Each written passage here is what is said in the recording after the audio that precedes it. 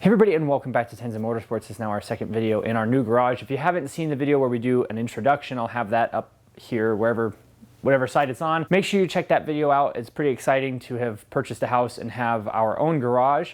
We do have a little workbench update that I want to do before we get into this. And there's one more thing that I want to do before we get into this, and this is our giveaway. So we'll go over that real quick and then we'll come right back. Before we continue, huge thanks to Super Clean. We are doing another one of their giveaways. This has been absolutely fantastic cleaner. I've been able to use it in basically every single scenario that has come across us working on cars, the garage, houses, interiors of cars, all the way down to scrubbing the grill out in the backyard. Absolutely fantastic stuff. All you have to do to be part of this giveaway is be following us on Instagram, Tenza_Motorsports, and be in the lower 48 United States. It's all you've got to be doing. We've done giveaways from Super Clean before. It's been very successful. We'll continue to do them. Again, just be following us on Instagram. Big thanks to Super Clean. All this information will be down in the description below. Thanks for being part of the giveaway, and now back to the video.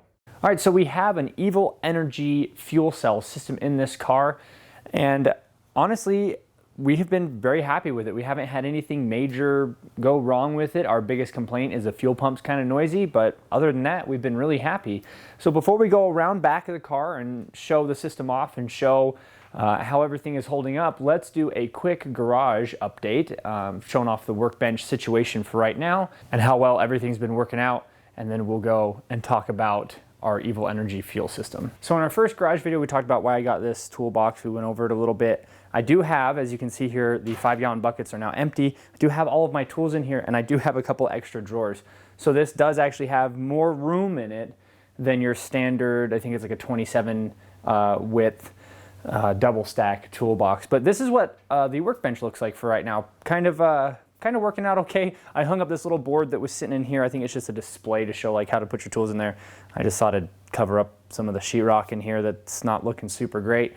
For right now, this is what it'll be until we are able to remove this piece of wood and create our own toolbox. And then at that point, this toolbox will be moved over to the other side of the garage. So anyways, I just wanted to talk about this real quick because I know that I do a lot of videos showing things off and I don't do a lot of update videos later on. I'm going to be better at that, and that's what this video is. I'm doing an update on the toolbox. Been happy with it so far, and we'll be doing an update on our Evil Energy fuel cell system. So yeah, pretty happy with everything. We're going to be doing more garage content as we replace sheetrock, finish the sheetrock, paint, do the floor, get the lift in here, things like that. So make sure to stay tuned for that kind of stuff. It really helps to support the channel, especially right now where we just purchased a house and the budget for the cars are a little low. So I'm running on fumes here. So just make sure to keep an eye out on those videos and support us as best you can. So let's get over here to my wife's E46 M3, which has been converted to a supercharged 330 engine that is now running a fuel cell. So as every race car should, we have installed a fire extinguisher.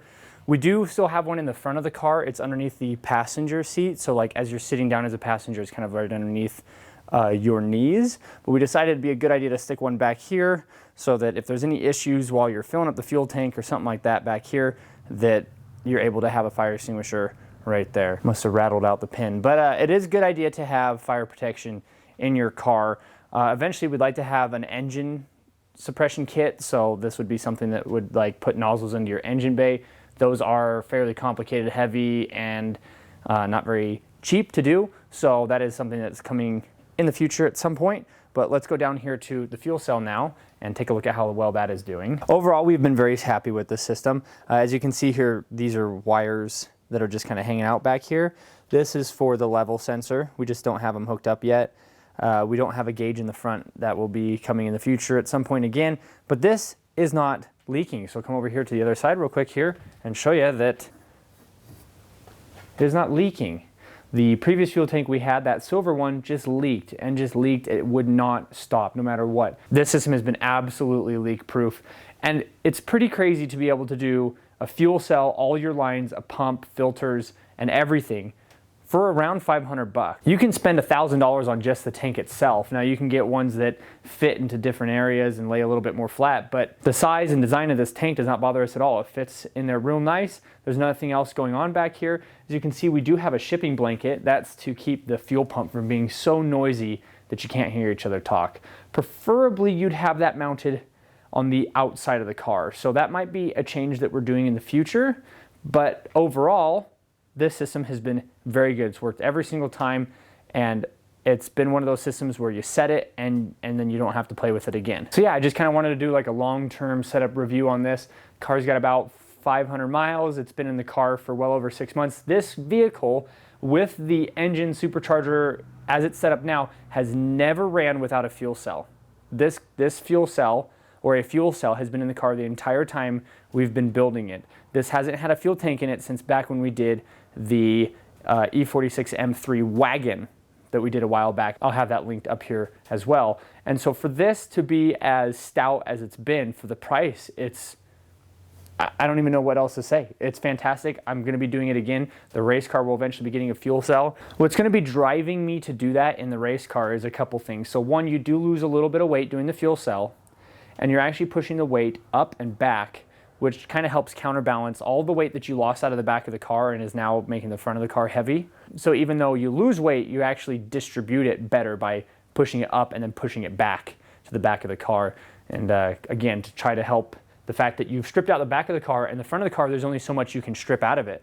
You still have an engine, you still have a supercharger, you still have all those systems up in the front of the car that you can't really get rid of. And so it ends up ruining your weight distribution that the BMWs brag about. So anyways, any comments or questions? I know there was a lot of comments on the last video when we were installing this and a couple other ones asking me to do this video now. How has it been going? Is it worth it? Should I do it? What should my budget be?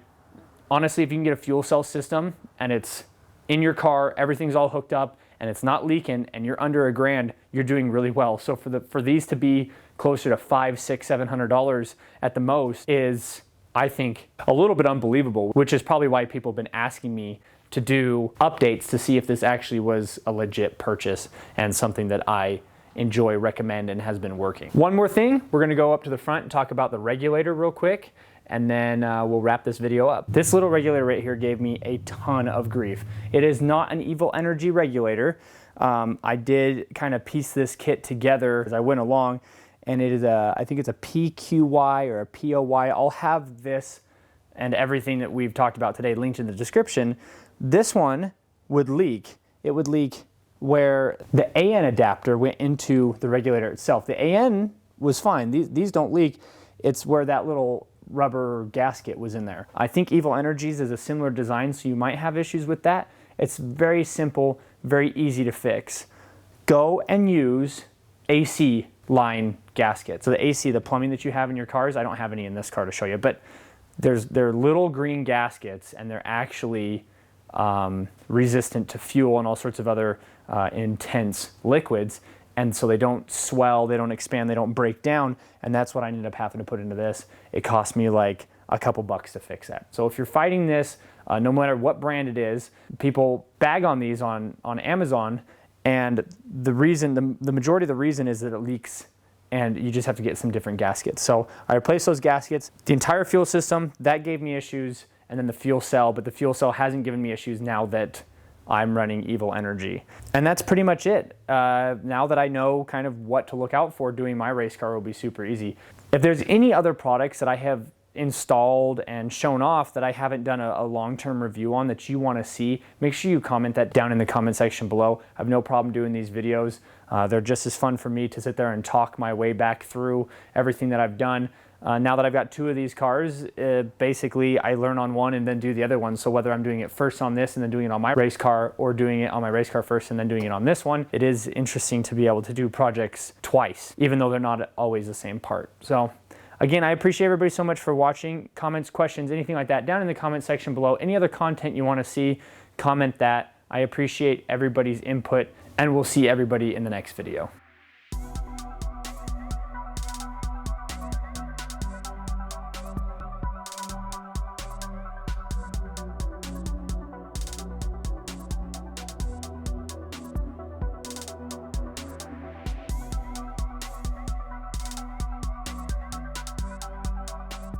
Bam!